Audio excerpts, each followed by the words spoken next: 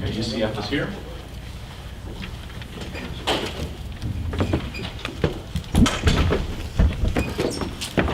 There's lots of work.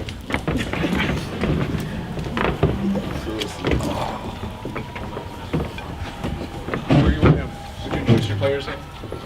Yeah, from your left to right, we've got defensive back Trey Neal, linebacker Shaquem Griffin, wide receiver Traquan Smith, quarterback Mackenzie Milton, and head coach Scott Frost. Okay, Coach, at this time we'll ask for your opening statement, then we'll throw it out to questions from the group, please. I don't know if words can put it, if I can find the words. First thing, Memphis is a really good football team. They're well coached. Their quarterback and that receiver are special. They're the second highest scoring offense in the country for a reason. We're the highest for a reason. And my hat's off to them. It's a shame that anybody had to lose that game. But I've said it before, what these guys have done is, it's not just improbable, it's impossible in 2 years to get where they are. And it's a special group. Take questions for Coach. If you have a microphone, raise your hand and we'll give it to you, please. Coach, you've spoken about how much this team has meant to you over the past 2 years. You've been very emotional at this game. Just what you can say about the guys that have joined you up here and about the team overall. Well, Kenzie I had to go get from Hawaii, and can't believe how much he's grown up since he's been here. But he's like a son or a little brother to me. And Traquan was a great player before I got here. We're just using him. He's got a lot of good football ahead of him, and he's one of the best teammates I've ever seen. Some of the things he does in practice to sacrifice and get better for the team. I'll be a fan of his as long as he's playing. I think it'll be a long time. 18 over there has some of the most courage and the biggest heart I've ever seen. He's going to make a lot of money playing this game.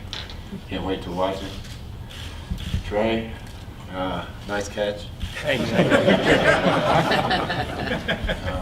You know, he's one of several guys that we thought the defense might take a step back this year after losing a bunch of other guys, and not with guys like him on this watch.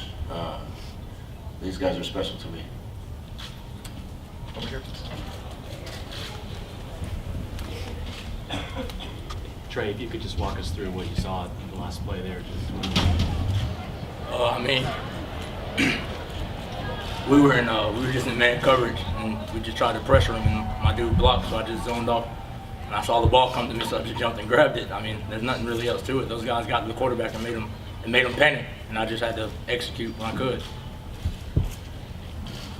Shaquem, right before you guys hit the field, I noticed you walked over to your mom. I was wondering, what were you guys talking about right before the game? And then also, what was the mindset for all of you guys coming into the game today? I mean, I used to do that. I used to do that every game. I mean, that gave me the time to actually get a chance to pray with my family before every game.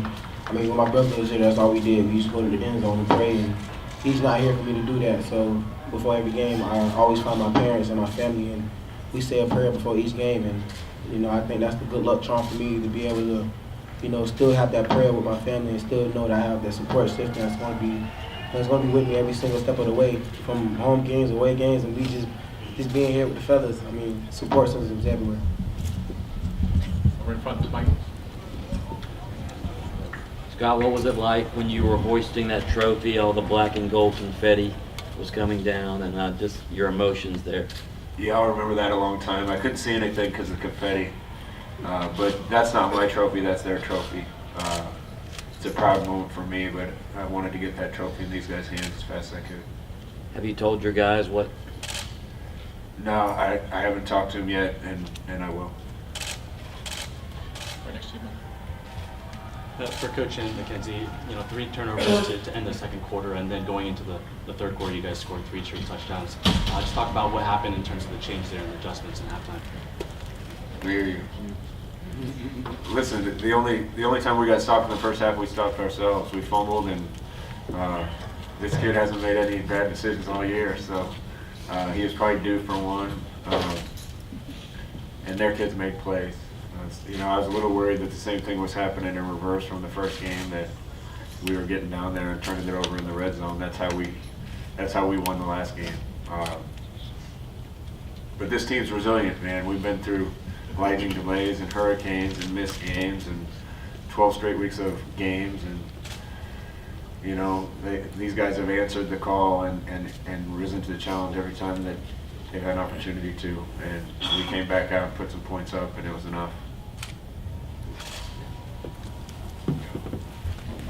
Yeah, kind of like Coach said, we kind of got in a little slump there towards the end of the half. We had solid drives going. I think Snell's fumbled once, and I threw 2 picks in the red zone. And red zone turnovers can be a killer in games like these sometimes, but we were able to weather the storm, and then we came out guns blazing in the second half. There was one play that got a little greedy, but it is what it is. The defense picked us up, and we were able to get the win, so I'm grateful for that. Shaquem, could you talk about the difference between what has made the difference over the last 2 years? You go from 0-12 to 12-0. Talk about what the difference is in feeling between those two. Being able to play. I mean, it's kind of cool to actually play football again. But all jokes aside, it's amazing when you have teammates like mine and coaches like mine. They put you in the situations where you can't do nothing but just be good for yourself and be the best person that you can be. And, you know, I'm just grateful, man. I'm so thankful for everything that came our way. I'm so grateful to have guys like this. I mean, I love them with all my heart, man. It's nothing that I can say or do, but I will not change this for nothing in the world, man. I'm just enjoying it.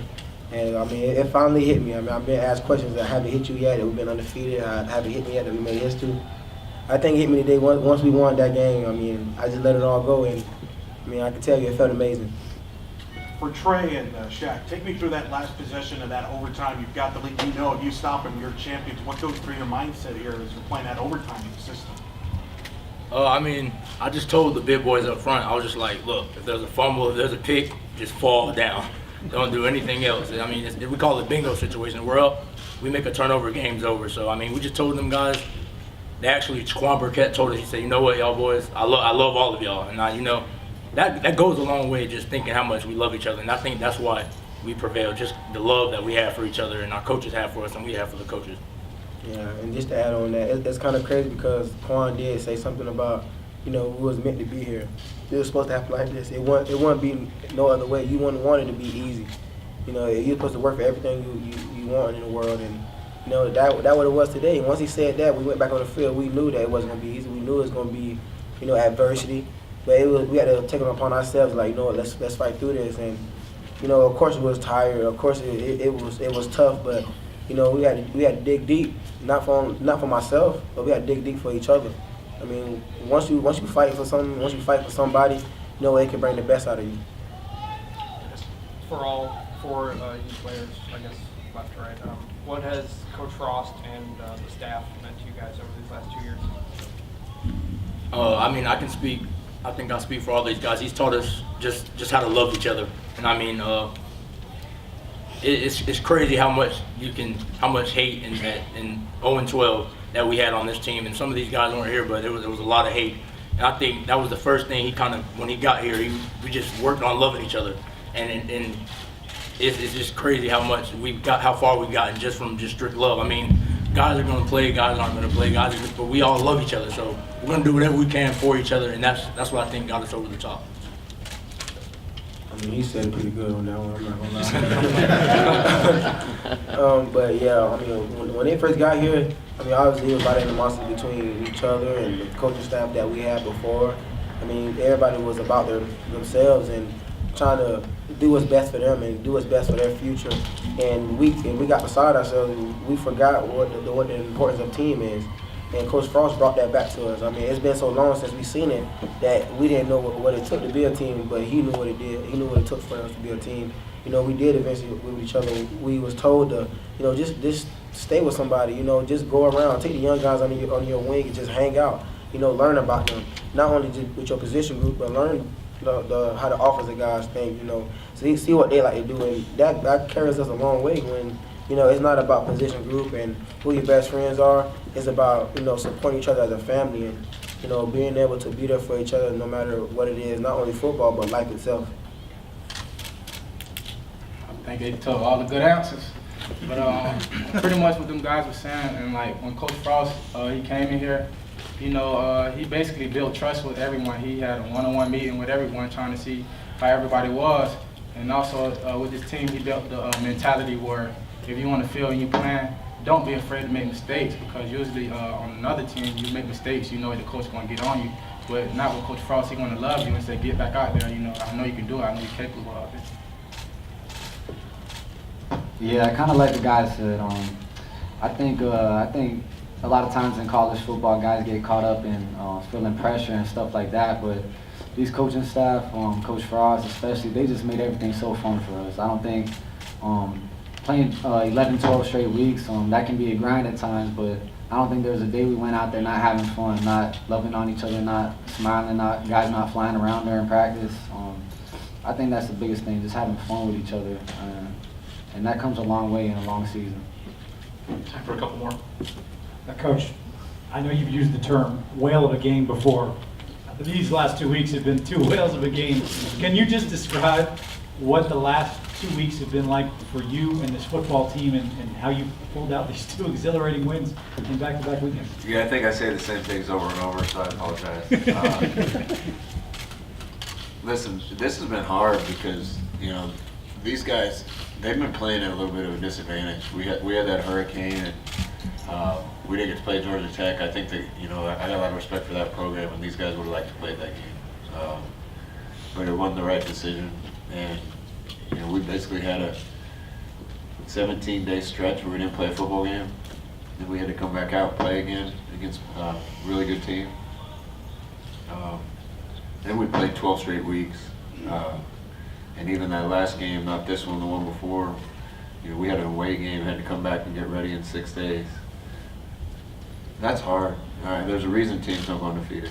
It's reasons like that. People are tired. It's hard to be at your best every week. These guys just keep answering the bell. It's unbelievable, the spirit and the heart that they have. You know, Shaquem talked about, or Traquan, and me having meetings with all these guys when I got here. And, you know, Shaquem, I remember talking to him, and I asked him, you know, I know it was a rough year last year, but what should the record have been? And he, you know, he talks real fast. And he's like, we should have won 7, 8, 9 games, man. Most of this really has to do with the spirit that these guys have. They believed even when it wasn't working, and all we did was show them a reason to believe more.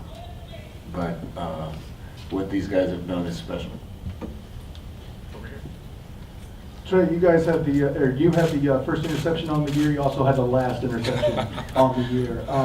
Take me through that as kind of the feeling to be able to have your name to attach both those and the season overall from your perspective.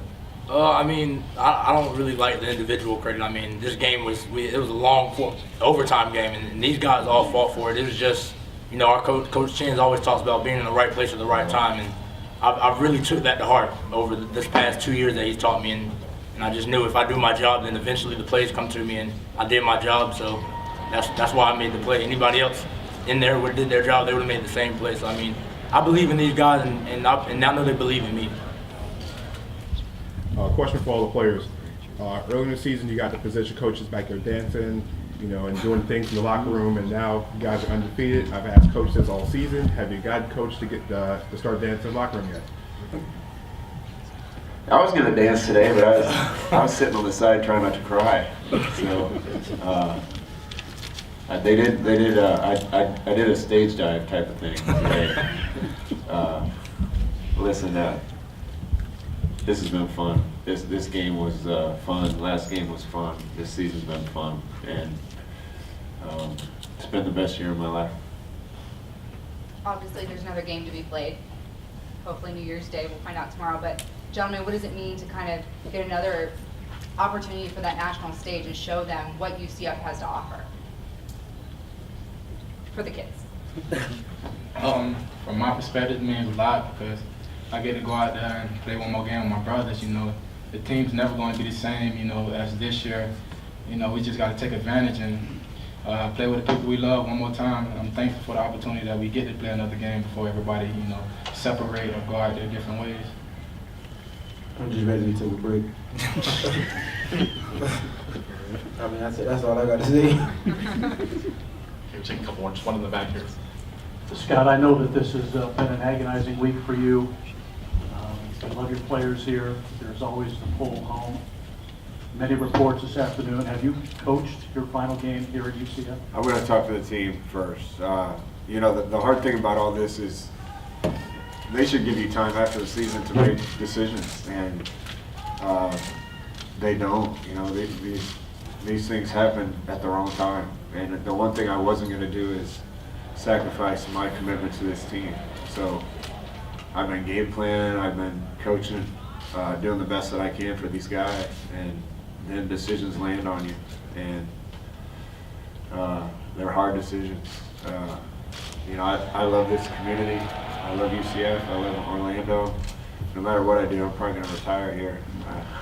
I don't think that I'm going to sell houses or anything if I leave. This university, Dr. Hint, Danny White, UCF, Orlando, it's an unbelievable place with unbelievable potential, and you're seeing it this year with these guys. So you know, this place has given me more than I give in this place. UCF, thank you. Congratulations. Yep. Exit up to the left, your left, gentleman left. Behind you, over